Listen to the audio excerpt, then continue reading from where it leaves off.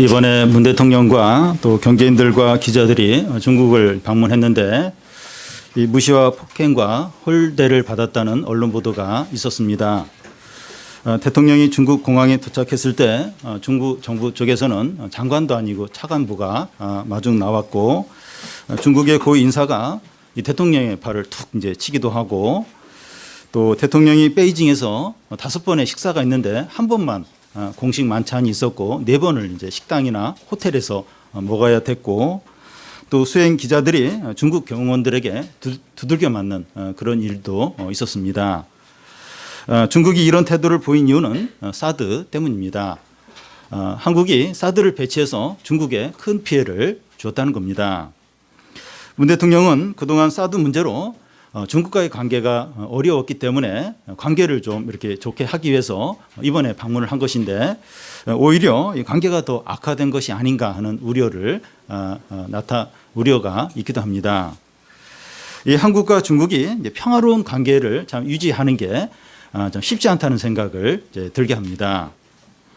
한국과 이 중국과의 관계도 한국과 이 북한과의 관계도 긴장 상태입니다. 50여일 후에 이제 평창 올림픽이 있는데 이 북한이 도발하지 않을까 그런 걱정을 하고 있습니다. 우리나라의 가장 중요한 것은 경제가 아니라 평화라는 생각을 하게 합니다. 우리는 이 산상설교 중에서 팔복을 살펴보고 있습니다. 팔복은 하나님의 백성이 어떤 자인가 하는 것을 보여줍니다. 마음이 가난한 자이고 애통하는 자이고 온유한 자이고 의에 줄이고 목마른 자이고 긍휼히 여기는 자이고 마음이 청결한 자이고 화평케 하는 자이고 의를 위하여 박해를 받는 자라는 겁니다. 하나님의 백성은 이런 성품을 가진 자들이고 이런 자가 행복한 자라는 겁니다. 왜냐하면 하나님의 은혜와 위로와 긍휼과 선물들을 누리는 자들이기 때문입니다. 이 시간에는 그 7번째 복과 8번째 복을 살펴보겠습니다. 화평하게 하는 자와 의를 위하여 박해받는 자가 복이 있다는 겁니다. 이 두 가지는 하나님의 백성과 세상과의 관계가 어떠한가 하는 것을 보여줍니다. 하나님의 백성은 이 세상 가운데서 화평하게 하는 자이고 또 세상에서 의를 위해서 신앙 때문에 박해를 받는 자들이라는 겁니다. 먼저 이 화평하게 하는 자를 살펴보겠습니다. 9절을 우리 같이 한번 읽어보겠습니다. 화평하게 하는 자는 복이 있나니 그들이 하나님의 아들이라 일컬음을 받을 것이며. 우리가 사는 세상은 이 전쟁과 테러와 또 범죄와 다툼과 대립과 갈등이 가득한 곳입니다. 중동에는 그 이스라엘과 팔레스타인과의 관계에서 그 예루살렘을 이스라엘의 수도로 삼는 문제로 서로 극한 어떤 대립을 하고 있고 또 남북한 사이에는 이 전쟁의 위협이 항상 있고 또 정치권에서는 보수와 이 진보가 갈등을 하고 있고 또 이 기업 안에서는 이 노사 간의 대립이 있고 직장 안에서는 정규직과 비정규직 사이에 갈등이 있고 학교 안에서는 이 왕따와 폭력 문제로 학생들 사이에 이렇게 나누어져 있습니다. 이런 대립과 갈등의 관계가 평화로운 관계가 되려면 중재자가 있어야 됩니다. 몇 년 전에 그 이스라엘과 팔레스타인의 관계를 좀 더 이렇게 평화롭게 하기 위해서 교황이 이제 평화 협정을 맺도록 그렇게 한 적이 있는데 물론 뭐 금방 깨어졌고 또 노사 간의 대립은 정부 관계자가 나와서 이렇게 중재를 하는 경우가 있고 학교 학생들과의 관계는 산당 선생님이 중재를 해서 관계를 이렇게 회복시키는 경우가 있습니다. 양쪽이 서로 대립할 때 중재자가 있어야 됩니다. 이런 사람들이 화평케 하는 사람이 아닌가 하는 생각을 하게 됩니다. 이런 사람들이 필요하죠. 그리고 의미 있는 일을 하고 있는 겁니다. 그런데 여기서 이런 사람들이 그 화평케 하는 자라고 말하지 않습니다. 이런 자들이 지금 여기서 이런 자들이 복된 자들이고 이런 자들이 하나님의 아들이라 불려진다고 말하지 않습니다. 그러면 여기서 말하는 화평케 하는 자들은 어떤 자를 말합니까? 먼저 이 평화는 사람에게서 오는 것이 아니라 하나님으로부터 온다는 겁니다. 사람들이 우리 서로 잘 지내자. 그리고 무슨 협정을 맺고 또 어떤 무슨 이렇게 어떤 평화 운동을 하고 이런 것으로 이제 평화가 오는 것이 아니라 하나님으로부터 온다는 겁니다. 하나님과 바른 관계에 있을 때 평화가 오는 겁니다. 에덴 동산으로 이렇게 거슬러 올라가 보면 아담과 하와 사이에 갈등이 언제부터 시작이 되었는가 하면 하나님이 이 선악과를 따먹지 말라 했는데 아담과 하와가 따먹으면서 아담과 하와 사이에 대립이 시작이 되었습니다. 하나님이 아담에게 왜 너 선악과를 따먹으니 물어봤더니 하나님이 자기에게 주신 이 하와가 먹으라고 해서 먹었다고 하면서 이 아담과 하와 사이에 어떤 대립과 갈등이 이제 시작이 됩니다. 아담과 하와로부터 태어난 두 아들이 가인과 아벨인데 하나님께 이 제물 드리는 제사 드리는 이런 문제로 가인이 아벨을 미워합니다. 그 갈등이 생겨요. 그러면서 가인이 아벨을 죽이게 됩니다. 그 이후로 사람들 사이에 대립과 갈등이 계속되면서 평화가 없습니다. 오늘날 세상에 범죄와 대립과 갈등이 가득한 이유는 죄로 인해서 하나님과의 관계가 단절이 되었기 때문입니다. 이 평화는 하나님으로부터 오는데 하나님 관계가 단절이 되니까 평화가 없는 겁니다. 그래서 사람들은 이 세상에 평화를 가져오기 위해서 노력을 많이 해요. 이 국가 간의 어떤 전쟁이나 분쟁을 줄이기 위해서 유엔을 만들었고 또 중재 단체들을 만들고 국가 간의 어떤 평화 조약을 맺고 또 올림픽이나 월드컵을 개최를 하면서 막 이렇게 평화를 이제 이 세상 가운데 가져오려고 하는데 이렇게 하는 평화들은 일시적이고 피상적인 평화를 하는 겁니다. 평화협정을 맺고 다음에 무슨 이해관계가 어긋나면 바로 또 분쟁하고 또 전쟁하고 그런 것이 세상입니다. 그러니까 이런 게 다 의미가 없다 그런 말이 아니라 일시적이에요. 어떤 피상적인 평화고 또 자신의 어떤 이익에 맞지 않으면 얼마든지 깨트릴 수 있는 평화라는 겁니다. 그래서 하나님께서 이 땅 가운데 평화를 주시기 위해서 어떻게 하십니까? 하나님의 아들을 세상에 보내셨습니다. 우리가 얼마 후에 이제 며칠 후에 이제 성탄절을 맞게 되는데 이 아들이 하나님의 아들이 마국간에 태어났을 때 천사들이 하늘에는 영광이요 땅에는 평화로다. 옆에 이렇게 붙어 있는 것처럼 그런 노래를 불렀습니다. 이 땅에 예수님이 십자가에 죽으심으로 사람들의 죄 문제가 해결이 돼요. 그러면서 평화가 이제 임하게 됩니다. 그래서 그 예수님을 믿는 자는 하나님으로부터 이 평화를 누리는 자들입니다. 그러니까 예수님을 믿으면 우리의 죄 문제가 해결이 되면서 하나님으로부터는 평화를 누리게 됩니다. 그래서 그 예수님 믿는 자, 이 그리스도인들만이 다른 사람을 이렇게 화평케 할 수 있는 자들이라고 할 수가 있습니다. 왜냐하면 본인이 하나님의 평화를 누리기 때문에 또 다른 사람들을 이렇게 평화롭게 이렇게 원수 관계에 있는 사람들을 화해시키고 이렇게 평화롭게 할 수 있는 자들이 이제 그리스도인들 이제 이라는 겁니다. 태평양의 어느 섬에 두 부족이 살고 있었는데 오랫동안 이렇게 평화롭게 살았습니다. 근데 수십 년 전에 두 부족 사이에 전쟁이 일어났어요. 그래서 수십 명이 목숨을 잃게 됩니다. 그 전쟁 이후로 이제 서로 이제 그 죽은 사람으로 인해서 복수를 하려고 계속 전쟁이 두 부족 사이에 생기면서 계속해서 사람들이 죽어가는 겁니다. 근데 그 섬에 선교사들이 가서 복음을 전했어요. 두 부족에 복음을 전하고 그들이 예수님을 믿었어요.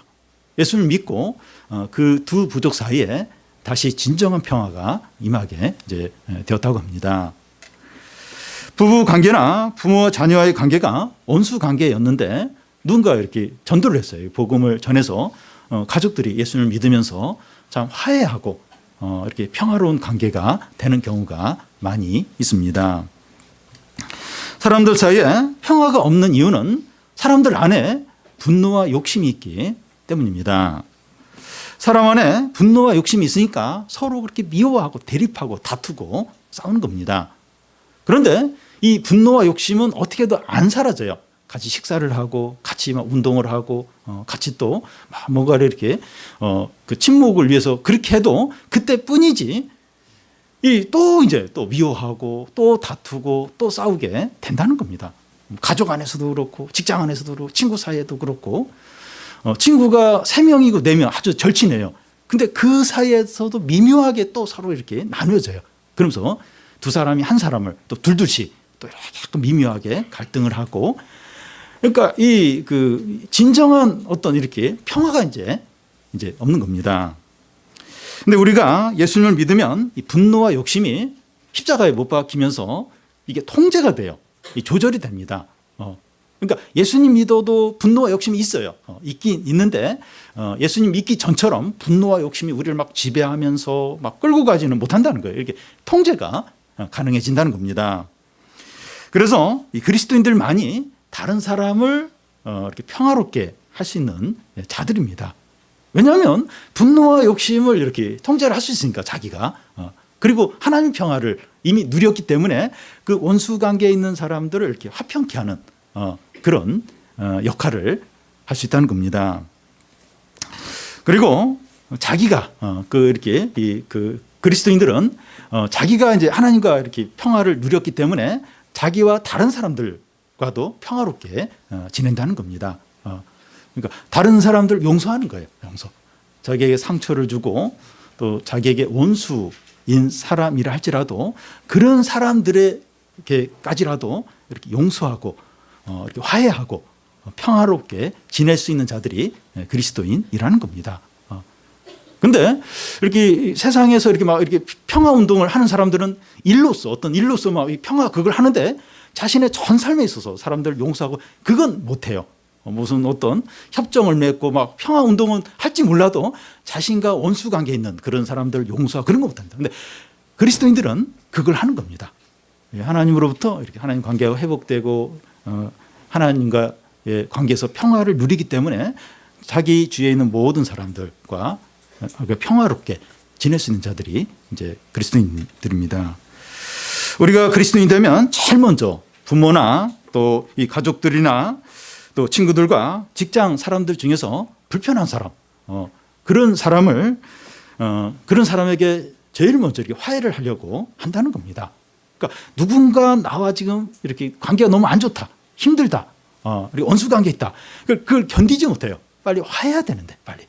그래서 빨리 좋은 관계, 평화로운 관계를 맺어야 된다. 그러면서 어떻게 해서든지 이렇게 용서하고 화해해서 평화로운 관계를 맺으려고 한다는 겁니다. 그러니까 근데 그렇지 않은 일반 사람들은 이제 그런 상태에서 계속 지내는 것, 그 미움과 그게 오래오래 더 이제 병들게 되고, 근데 크리스찬이 되면 나와 제일 원수 관계 있는 사람이 누군가, 제일 관계가 불편한 사람이 누군가, 그래서 그 사람하고 어떻게 해서든지 이렇게 회복하려고 노력을 하고 그렇게 회복하는 자들이 그리스도인들이라는 겁니다. 더 나아가서 그리스도인은 서로 원수인 사람들을 화해시키려고 합니다. 그런데 그 원수 관계에 있는 양편을 화해시키는 게 얼마나 어려운지 몰라요. 괜히 이렇게 화해시키려고 했다가 뭐 욕을 먹기도 하고 오해를 받기도 하고 손해를 이제 보기도 합니다. 여러분 길에서 누구 싸우는데 가서 이렇게 말리다가 뭐 한 대 맞기도 해요. 그리고 말렸는데 그 양쪽에서 어떤 사람이 자기가 저 사람한테 맞았다 그러면서 고소를 당하는 경우도 있어요. 싸우면 그냥 경찰에 신고하든지 그래야지 괜히 이렇게 막 도와주려고 말렸다가 그냥 욕 먹고 손해 보고 막 고소당하고 이제 그런 일이 이제 있다는 겁니다. 그러니까 이렇게 양편을 화해시키는 그게 얼마나 힘든 일인지 모릅니다. 근데 믿는 자들은 사람들이 원수 관계로 이렇게 지내는 걸 볼 때 그 원인이 뭔가, 이 하나님 관계가 단절이 되어서 저렇게 서로 미워할 수밖에 없는구나, 그걸 생각하면서 너무나 안타깝게 여긴다는 겁니다. 그래서 제일 이렇게 원수 관계에 있는 사람이 누군가, 하나님과 제일 멀어져 있는 사람이 누군가, 그런 사람을 그리스도인들은 찾아간다는 겁니다. 그 선교사로 아프리카 오지나 이슬람 국가에 가서 복음을 이제 전하기도 하고, 또 사회에서 제일 어둡고 절망적인 그런 사람들에게 찾아가서 복음을 전하는 경우가 있습니다. 그러니까 언론에서 나오는 거 흉악범들 아무도 돌아보지 않고 다 욕하고 막 돌 던지는데 이렇게 성도들 중에서 그런 사람을 찾아가요. 교도소에 찾아가서 그런 사람들에게 복음을 전하고 예수를 믿게 하고 이제 그런 분들이 있습니다. 그러니까 하나님과 제일 원수 관계에 있는 그 사람들이 누구냐? 그 사람을 찾아가는 거예요. 찾아가서 하나님과 화해하게 하고 또 사람들과 평화롭게 지내도록 그렇게 하려고 한다는 겁니다. 우리 주위에 누가 지금 제일 하나님으로부터 멀리 떨어져 있나? 누가 제일 사람들과 관계가 안 좋나? 그 사람에게 찾아가는 거예요. 그 사람 위해서 기도하고 그래서 어떻게 해서든지 이렇게 하나님과 화해하고 사람들과 이렇게 평화롭게 지내도록 하려고 하는 자들이 그리스도인들이라는 겁니다. 그러니까 그걸 너무 안타깝게 여긴 거예요. 너무나도 불쌍하게 여긴다는 겁니다. 그래서 이 성도들만이 그리스도인들만이 진정으로 사람들을 화해시킬 수 있는 화평케 하는 그런 자라고 할 수가 있습니다. 화평케 하는 자는 복이 있나니 그들이 하나님의 아들이라고 불려진다는 겁니다. 화평케 하는 자가 하나님의 아들이라고 일컬음을 받는다 하는데 그 일컬음을 받는다고 하는 것은 여겨지는 것을 의미합니다. 여기서 하나님의 아들로 여겨진다고 하는 것은 아버지를 닮았다는 그런 의미입니다. 신인 프로야구 중에 그 아버지가 야구 선수였는데 그 아들이 참 야구를 잘해서 참 유명한 그런 신인 선수가 있습니다. 야구 팬들은 그 신인 선수를 보면서 야, 그 참 아버지를 닮았다. 이제 이런 말들을 합니다. 유대인들은 그의 아버지로부터 많은 것을 배우고 물려받습니다. 아버지가 목수면 그 아들이 목수일을 하는 걸 주위 사람들이 보면서 참 아버지를 닮았다. 이제 이런 말을 이제 합니다. 그와 같이 화평케 하는 자들은 하나님의 아들이라 여겨진다고 하는 것은 그 하나님 아버지를 닮았다는 겁니다. 그리스도인들은 화평케 할 때 그 하나님이 이제 평화의 하나님이시기 때문에 그 하나님의 아들이라 이제 여겨진다는 거예요. 하나님을 닮았다. 그 아버지를 닮았다. 그런 말을 이제 듣는다는 겁니다. 그런데 참 이 말씀과 전혀 반대되는 그런 말씀이 나오는데 그 예수님이 내가 그 세상에 온 것은 화평케 하기 위해서가 아니라 검을 주기 위해서 왔다고 이런 말씀을 한 적이 있습니다. 자녀가 그 아버지와 딸이 그 어머니와 며느리가 그 시어머니와 불화를 한다는 겁니다. 그러니까 이게 이제 맞는 말이에요. 그러니까 믿지 않는 사람 그런 가족 중에서 한 사람이 예수님을 믿게 되면 그 믿는 가족과 믿지 않는 가족 사이에 불화가 생기게 됩니다. 특히 제사 문제, 막 그 무슨 명절이나 제삿날이 오면 집이 그냥 난리가 나는 거예요. 그 예수님 믿는 그 한 사람 때문에. 그래서 예수님 말씀이 그 맞는 것 같아요. 이렇게 예수님이 오신 것은 사람들을 이렇게 평화롭게 지내도록 하기 것이 아니라 불화를 일으키기 위해서 온 것처럼 이제 보입니다. 그런데 사람들이 그 예수님 때문에 불화를 하는 것이 아니라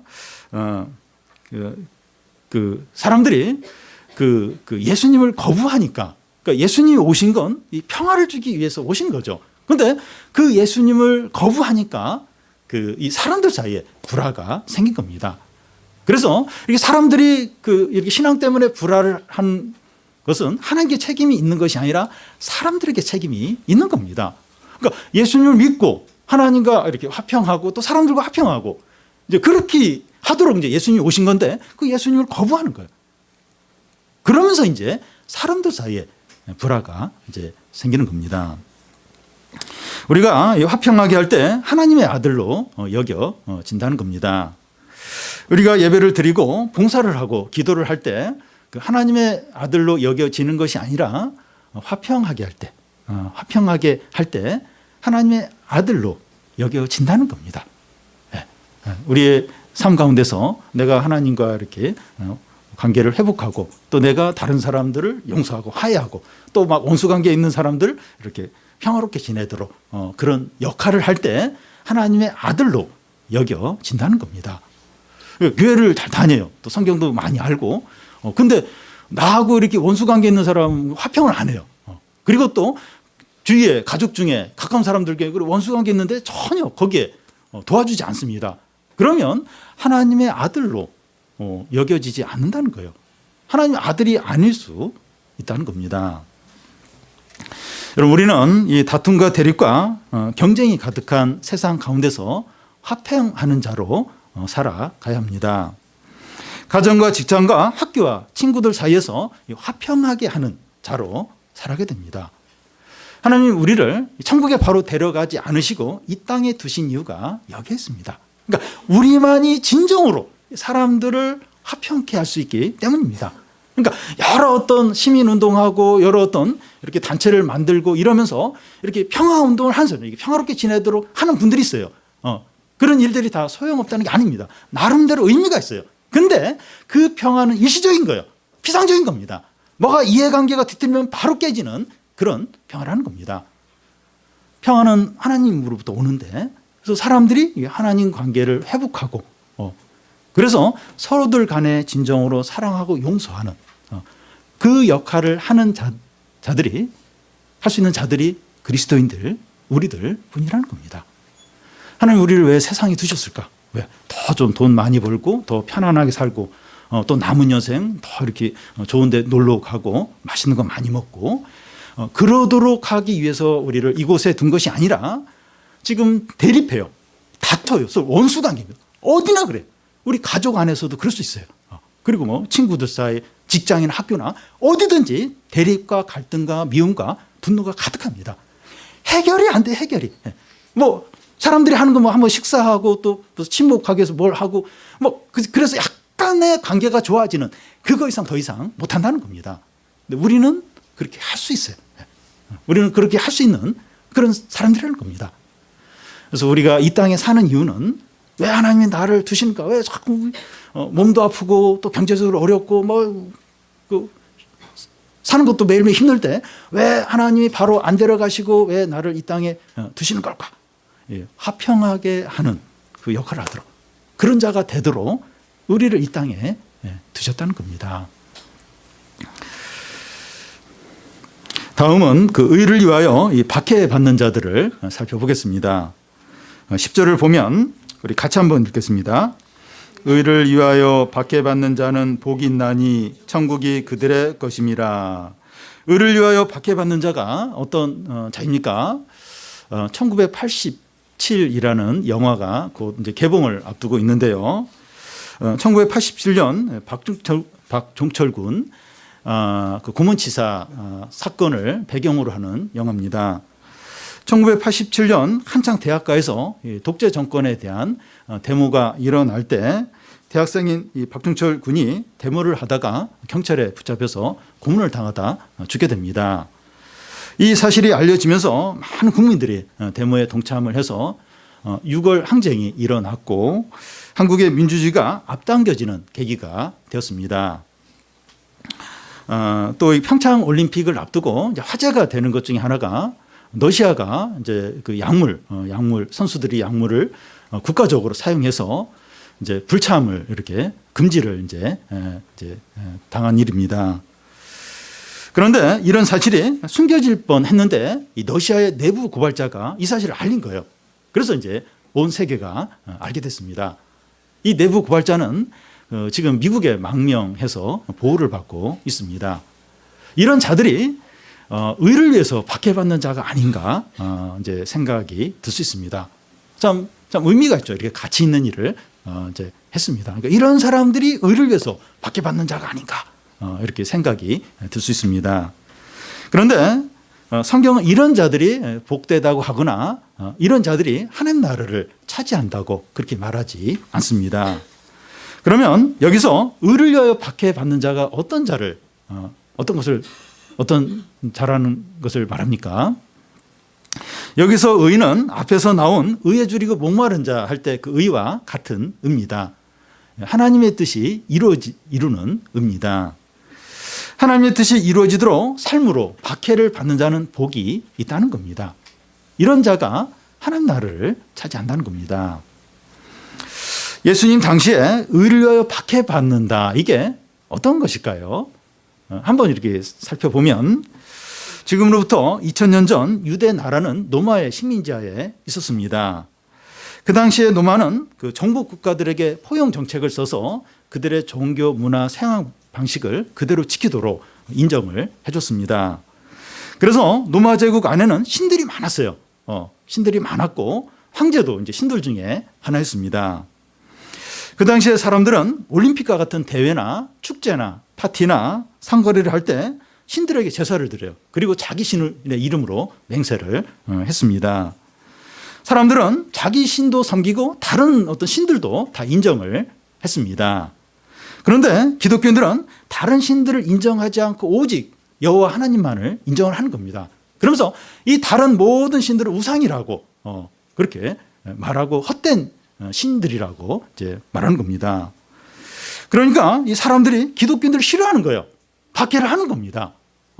다 지금 신들 다 이렇게 인정하고 다 이렇게 섬기고 그런데 이 기독교인들만 이렇게 황제에게 이렇게 절을 하지 않고 다른 신을 인정을 안 하는 거예요. 그리고 여호와 하나님은 참신이다. 그렇게 하니까 싫어하는 거죠. 미워하는 거죠. 박해를 이제 했던 겁니다. 그 당시 사람들이 기독교인들을 박해한 또 하나의 이유는 기독교인들의 구별된 삶 때문입니다. 그 당시 사람들은 성적으로 문란한 생활을 했습니다. 결혼을 했어도 다른 이렇게 사람들하고 이렇게 성관계를 갖는 걸 그걸 당연하게 이상하게 여기지 않았고 그 당시 노예들이 많은데 노예들을 성적 놀이개로 사용을 했고 동성애도 많았는데 이런 걸 죄로 여기지 않았어요. 이걸 뭐 이상하게 여기지 않았습니다. 근데 기독교인들은 이런 모든 것이 분명히 죄라고 하면서 거부를 했어요.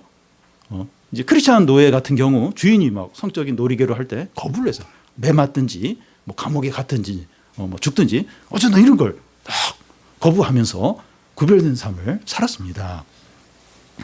그 당시 사람들이 볼 때 이런 기독교인들이 못마땅한 거예요. 너무 미운 겁니다. 그래서 박해를 했습니다.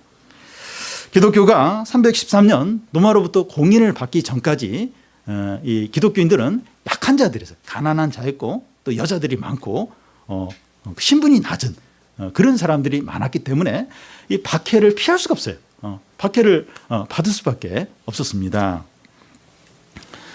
여러분 신자들이 세상에서 박해를 받는 이유는 세상의 임금이 사단이기 때문입니다. 여러분 세상을 보면 악한 영, 곧 사단이 다스리고 있다는 것을 느끼게 됩니다. 러시아의 그 경우만 봐도 이 약물 복용을 1000명의 선수들에게 한 거예요. 그러니까 국가적으로 주도적으로 이걸 하고 아주 은밀하게 은폐를 하려고 했던 겁니다. 이 러시아는 그 마피아 그런 조직 같은 그런 느낌이 들어요. 어떻게 국가적으로 그런 일을 할 수 있을까 하는 생각을 이제 들게 합니다. 여러분 시리아 내전이 지금 수년째 되는데 엄청난 사람들이 죽어요. 500만 명 이상이 지금 난민이 발생했고 어린이들 뭐 수없이 죽어가고 근데 이게 언제 끝날지 몰라요. 언제.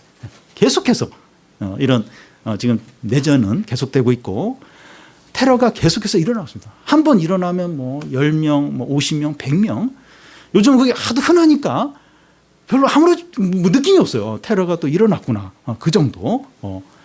여러분 이런 내전이나 이런 테러 어떻게 이런 일이 계속해서 일어날 수 있습니까? 그 뒤에 사단이 지금 이런 모든 일을 하고 있구나 하는 걸 느끼게 됩니다. 도박 사이트가 엄청나게 잘 돼요. 엄청나게. 한 번씩 도박 사이트 이 경찰에 붙들려서 막 이렇게 수색해서 돈 나오는 거 보면 엄청난 돈. 도박 사이트가 그렇게 잘 되고 인터넷의 음란물이나 스포츠나 영화나 음악이나 드라마나 TV나 쇼핑에 사람들의 마음이 다 빼앗겨 있습니다. 예능 프로나 여기에 사람들의 마음이 다 빼앗겨 있어요. 이런 뒤에 이제 사단이 있는 겁니다. 사단이 사람들의 마음을 하나님으로부터 이렇게 멀어지게 만들고 죄에 빠지게 만들고 더 어두움의 영에 사로잡히도록 하고 있습니다. 대부분의 사람들은 이런 걸 이상하게 여기지 않아요.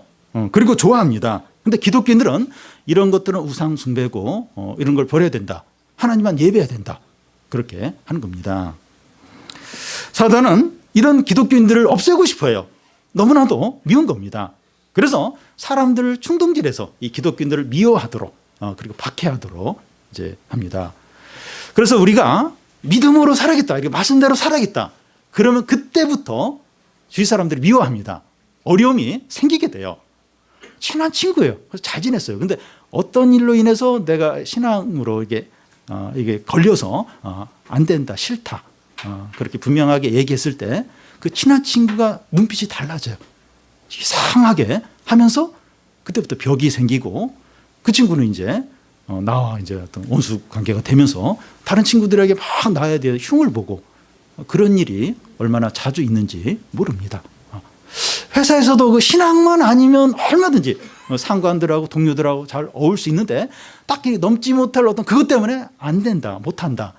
그렇게 했을 때 뭔가 이렇게 딱 이렇게 눈빛이 달라지면서 불이익과 손해가 오는 것을 느끼게 됩니다.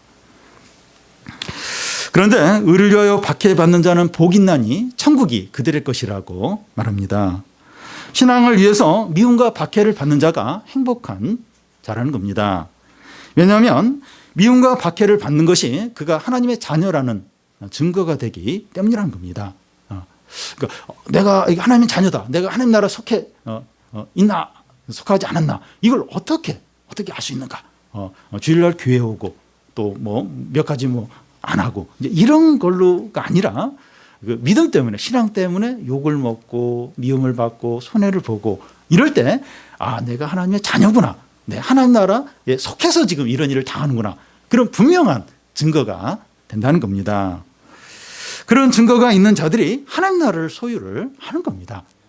하나님 나라는 너무 귀해요. 이 세상 나라보다 훨씬 더 귀하고 영원합니다. 누가 이런 나라를 소유하냐, 이런 나라를 누리냐, 이렇게 분명한 믿음의 증거가 있는 사람들이 누린다는 겁니다. 그래서 이 11절을 보면 나로 말미암아 너희를 욕하고 박해하고 거짓으로 너희를 거슬려 모든 악한 말을 할 때 너희에게 복이 있나니.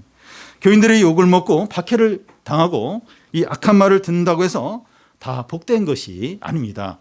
무슨 말인가 하면 주님과 상관없이 욕을 먹는 경우도 있습니다.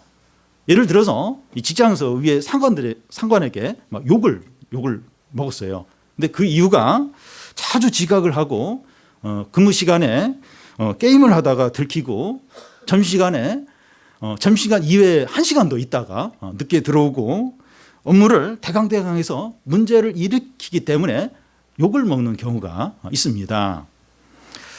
또 장관이면서 교회에서 중직자인 분이 뇌물을 받았다가 그게 들켜서 감옥에 가는 경우가 있고, 또 크리스찬 기업 회장이라고 하는데 탈세를 해가지고 거액의 벌금을 무는 경우가 있습니다. 앞에서 예로 든 이런 경우들은 성도의 고난과 전혀 상관이 없어요. 자기 죄 때문에 지금 이런 어려움을 당하고 욕을 먹고 벌을 받는 겁니다. 뇌물수수와 탈세로 감옥에 들어가 있으면서 욥의 고난에 내가 동참했다, 욥의 고난을 받는다, 이렇게 말하는 분이 있어요. 전혀 욥의 고난과 상관이 없어요. 자기 죄 때문에, 잘못 때문에 지금 벌을 받는 거죠. 어떤 면에서 벌을 더 받아요, 이 크리스찬이 그렇게 죄를 졌기 때문에. 욥의 고난, 성도의 고난과 전혀 아무 상관이 없습니다. 그래서 우리가 이 세상 사람들로부터 욕을 먹고 박해를 받고 온갖 악한 말을 들을 때가 있는데 그 원인이 뭔가 생각을 해봐야 됩니다. 나의 잘못과 죄 때문인지 아니면 주님 때문인지 잘 생각을 해봐야 됩니다. 그 11절 앞에 보면 나로 말미암아, 그 주님 때문에 고난을 받아야 복되다는 겁니다. 주님으로 말미암아, 주님 때문에 고난을 받아야 그 사람이 복된 자라는 겁니다. 내가 믿음으로 살고 말씀에 순종하고 이 거짓말을 하지 않으려고 하고 불법을 행하지 않으려고 해서 이런 고난과 어려움을 받는지, 나의 잘못으로 욕을 먹고 있는지 그걸 잘 분별을 하라는 겁니다. 그래서 그렇지 않은데 무조건 욕 먹었다고 해서 미움 받았다고 해서 내가 성도의 고난을 받는다. 근데 내가 왜 이렇게 욕을 먹는가? 왜 어려움을? 원인을 생각해 보라는 거예요. 원인을. 내가 신앙 때문인지 아니면 내가 잘못하고 내가 이렇게 뭐 거짓말을 했든지 내가 성실하지 못해서 그런지 한번 잘 생각을 해야 한다는 겁니다. 주님으로 인하여 박해를 받는 자가 복되다고 합니다. 그런데 신앙 때문에 실제로 믿지 않는 가족이나 또 친구들이나 직장 상관에게 욕을 먹고 비난을 받을 때 어떻습니까? 실제로 한번 이렇게 나 잘못한 게 없어요. 난 최선을 다했는데 그 회식 자리에서 이렇게 상관 시킨 대로 안 해가지고 또 이렇게 거짓말을 하라고 했는데 이렇게 거짓말을 안 해가지고 이렇게 허위로 뭘 작성을 하라고 하는데 작성을 안 해가지고 그것 때문에 막 욕을 먹고 피해를 보고 불이익을 당할 때 그때 기분이 어떻습니까? 얼마든지 우리 가족이 사랑하면서 잘 지낼 수 있는데 신앙 때문에 부모님이 누구랑 결혼하라고 막 하는데 내 어떤 신앙적인 이런 것 때문에 거부를 한 이유로 그렇게 부모님과 관계가 악화가 되었을 때 그리고 이렇게 얼마든지 내가 진급할 수 있는 승진할 수 있는 기회인데 내가 그때 술자리에서 그 상관을 기쁘게 하지 못해서 원하는 대로 못해가지고 그것 때문에 찍혀서 내가 승진해서 누락되는 그런 일을 겪을 때 그때 마음이 어떻습니까? 마음이 어떻겠습니까? 마음이 상하죠. 힘들어요. 그리고 이렇게 하다가 내가 진짜 여기서 이 세상에서 도태되는 거 아닌가? 그런 두려움이 밀려옵니다. 여러분, 이 사람들 중에 이렇게 욕먹고 이렇게 비난하는 말 듣고 싶어 하는 사람 아무도 없어요. 다 이렇게 어떤 칭찬의 말을 듣고 싶어 합니다. 특히 크리스찬은 예수님 믿으면서 이 감정과 정서가 다 살아난 사람이에요. 다 회복이 된 사람입니다. 그러니까 예수 믿기 전에는 막 욕을 먹고 막 무시를 당해도 그냥 이미 마음이 강팍해져 있으니까 그냥 뭐 인생이 그런 거지 뭐 이러면서 그냥 견뎠는데 예수님 믿으면서 마음이 굉장히 부드러워지고 정서가 다 회복이 됐어요. 근데 막 욕을 먹고 비난을 받고 미움을 받고 이러면 그 상처가 굉장히 커요. 그런 말 듣고 싶은 사람 없습니다. 근데 신앙 때문에 예수님 때문에 이런 말을 듣고 이런 취급을 받을 때 괴로운 거예요. 침체가 됩니다. 신앙의 회의가 될 수 있어요. 내가 계속 이렇게 신앙생활 해야 되나? 그런 어떤 그 불신앙이 밀려올 수 있다는 겁니다. 근데 주님은 주님으로 인해서 이 박해를 받는 자는 어떻게 하라고 그렇게 말합니까? 이런 일을 당할 때 어떻게 하라고 합니까? 12절을 우리 같이 한번 읽겠습니다. 기뻐하고 즐거워하라. 하늘에서 너희 상이 금이라. 너희 전에 있던 선지자들도 이같이 박해하였느니라. 기뻐하고 즐거워하라는 겁니다. 여기서 기뻐하라고 하는 것은 기뻐 뛰는 것을 말해요. 기뻐 날뛰는 거 말합니다. 이렇게 대학 온선했는데 이렇게 합격자 다 명단이 나왔을 때 막 기뻐 뛰죠. 그것보다 더 기뻐 뛰라는 겁니다. 모든 즐거움과 행복으로 좋아하라는 겁니다. 실제로 이게 가능합니까? 이렇게 막 신앙 때문에 욕을 먹고 비웃음을 당하고 맞고 이랬는데 이렇게 막 기뻐 뛰며 좋아하는 사람이 있습니까? 이런 사람이 있었어요. 있었습니다. 사도행전에 보면 제자들이 그 예수님을 전한다고 대제사장과 서기관들에게 붙잡혀서 채찍질을 당하고 이제 석방이 되게 되는데 그때 막 나오면서 너무나 기뻐하고 찬양을 하는 거예요.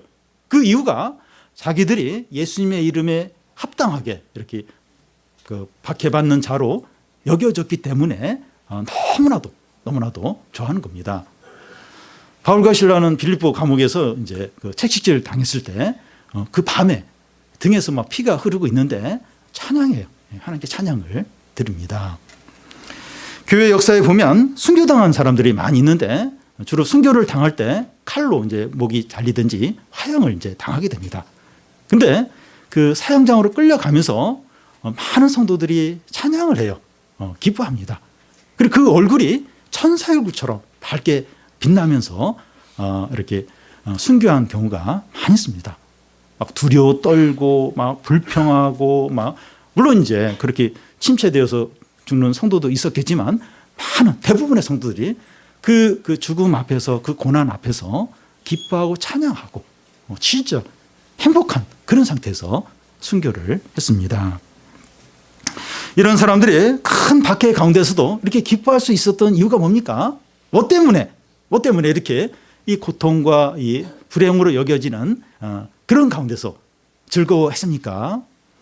12절 중간에 보면 하늘에서 너희 상이 크다는 것을 알기 때문입니다. 하나님이 반드시 갚아주시고 보상해 주시고 큰 상을 주신다는 것을 알았기 때문입니다. 여러분, 예수님을 믿는다고 하는 것은 하나님이 큰 상을 주신다는 것을 믿는 겁니다. 그러니까 우리가 우리 죄를 용서해 주시고 구원해 주신 것을 믿는다. 그것도 믿지만 하나님이 큰 상을 주신다. 이걸 믿는 거예요. 여러분, 성도가 하나님이 큰 상을 주신다, 갚아주신다, 이런 걸 믿지 않고 신앙생활을 하는 성도들은 너무나도 불행하고 너무나도 비참한 성도들입니다. 왜 이렇게 욕을 먹고 손해를 보는 것을 두려워하는가 하면 큰 상이 있다는 걸 모르기 때문에 그래요. 하나님이 갚아주신다는 걸 모르기 때문에 이렇게 손해보고 욕을 먹고 비난받는 걸 두려워하는 겁니다. 여러분, 믿는 자라고 하는데 주님을 위해서 싫은 소리를 들어본 적이 없어요. 욕을 먹어본 적도 없고 손해를 본 적도 없다면 마지막 날 하나님 앞에 갔을 때 아무런 상이 없습니다. 그러니까 이 믿음을 위해서 손해를 본 게 없어요. 시간 손해도 안 보고 물질 손해도 안 보고 이렇게 그런 경우가 있으면 싹 피해갔어요. 신앙 다 타협하고 그래서 돈도 손해 안 보고 물질도 손해를 안 봤어요. 그리고 누가 이렇게 신앙 때문에 욕을 할 그런 상황이 되면 신앙대로 안 했어요. 그 사람에게 맞춰주고 그래서 그 신앙 때문에 욕을 먹은 적도 없고 미움을 받은 적도 없고 손해를 본 게 거의 없어요. 그런 사람은 마지막 날 하나님 앞에 갔을 때 아무런 상이 없다는 거예요. 그리고 주님 앞에 부끄러워서 서지 못한다는 겁니다. 그러니까 믿음이 있으면 믿음으로 살게 되죠. 그러면 반드시 이런 고난이나 어려움이 오게 되는데 믿음으로 안 산 거예요. 안 산 거예요. 그러니까 이제 고난도 안 받았고 손해도 안 받고 이 사람은 아무런 상이 없어요. 이 사람은 구원을 받을 수 없을 겁니다. 왜냐하면 믿음대로 살지 않으니까. 그러니까 믿음이 없는 거죠. 그래서 우리가 이렇게 신앙생활 하면서 계속 그런 것만 이렇게 피해간다면 내가 좀 심각한 문제가 있구나. 내가 좀 하나님 앞에 갔을 때 어떻게 하려고 내가 이렇게 사는 걸까 하면서 회개를 하고 우리 삶을 돌아봐야 됩니다. 신앙 때문에 손해를 보는 건 우리만이 아니라는 거예요. 그 12절 끝에 보면 너희 전에 선지자들도 이같이 박해를 받았느니라. 모든 선지자들이 이런 박해를 받았다는 겁니다. 그러니까 나만이 아니라는 거예요. 나만 지금 이렇게 막 욕을 먹고 손해를 보고 또 막 불이익을 나만이 아니라는 거예요. 주위에 많은 성도들이 그런 손해를 보고 욕을 먹고 고통을 당한다는 겁니다. 믿음의 선배들이, 믿음의 조상들이, 많은 선지자들이 나보다 더 큰 신앙 때문에 고통을 당하고 어려움을 겪었다는 겁니다. 선지자들 중에 이사야는 그 전에 내려오는 이야기에 의하면 백성들이 톱으로 켜서 이렇게 죽였다고 하고 예레미야는 백성들에게 매를 많이 맞았고 또 이 아하방 때 미가야는 골방에 갇히고 이 고생의 떡과 고생의 물을 마시게 되었고 스가랴는 제단 앞에서 죽임을 당했습니다. 우리의 스승이신 주님도 박해를 당했어요. 죽임을 당하셨습니다. 우리 주님까지, 우리 선생인 주님까지, 예수님까지 박해를 당하고 죽임을 당하셨습니다. 우리가 신앙 때문에 왕따를 당하고 불이익을 당한 것은 이상한 게 아니라는 겁니다. 내가 왜 이런 일을 당해야 돼? 왜 내가? 이상한 게 아니라는 겁니다. 오히려 크게 기뻐하고 즐거워하라는 거예요. 왜냐하면 이런 일을 당하는 것이 우리가 하나님의 자녀라는 증거라는 거예요. 증거. 하나님의 자녀의 증거가 뭐냐? 교회 다니고 또 이렇게 몇 가지 일을 하고 그게 아니라는 거예요. 그거 한 사람 중에 하나님 자녀 아닌 사람이 많이 있다는 거예요. 하나님의 주님을 위해서 이렇게 어려움을 당하고 손해를 보고 이게 하나님의 자녀의 증거이고 그런 자가 하나님 나라를 차지하게 돼요. 영원한 하나님 나라를 누리게 되고 그런 자가 큰 상을 받는 큰 상. 하나님이 큰 상을 받는다는 겁니다. 여러분 상이 있다는 거, 이 상이 있다는 건 하나님이 갚아 주신다는 겁니다. 부모님도 애한테 너 이거 이렇게 하면 상 줄게, 이건 갚아준다는 겁니다. 신앙 때문에 우리가 손해 보는 거에 대해서 하나님께서 훨씬 더 좋은 것으로 갚아주십니다. 우리가 이제 팔복을 지금 다 살펴보고 있는데 그 팔복 뒤에 보면 꼭 하나님이 뭘 주시겠다고 이렇게 하면 뭐 해주겠다고 이제 그런 말씀을 하십니다. 배부르게 되고 또 땅을 기업으로 받게 되고 위로를 받게 되고 큰 상을 주겠다고 이제 하십니다. 하늘에서 이 큰 상이라고 하면 좀 막연하게 여겨질 수 있습니다. 오히려 이 세상에서 성공하고 많은 돈을 벌고 또 큰 집을 사고 외제차를 타고 다니는 게 더 낫지 않을까? 그게 더 좋은 것 같다. 이런 생각이 들 수 있습니다. 그런데 이런 것들 일시적이에요. 그리고 금방 한순간에 사라질 수 있습니다. 이런 뭐 돈이나 또 건물이나 또 어떤 자동차나 이게 당장은 좋은 것 같은데 일시적이고 한순간에 사라질 수 있습니다.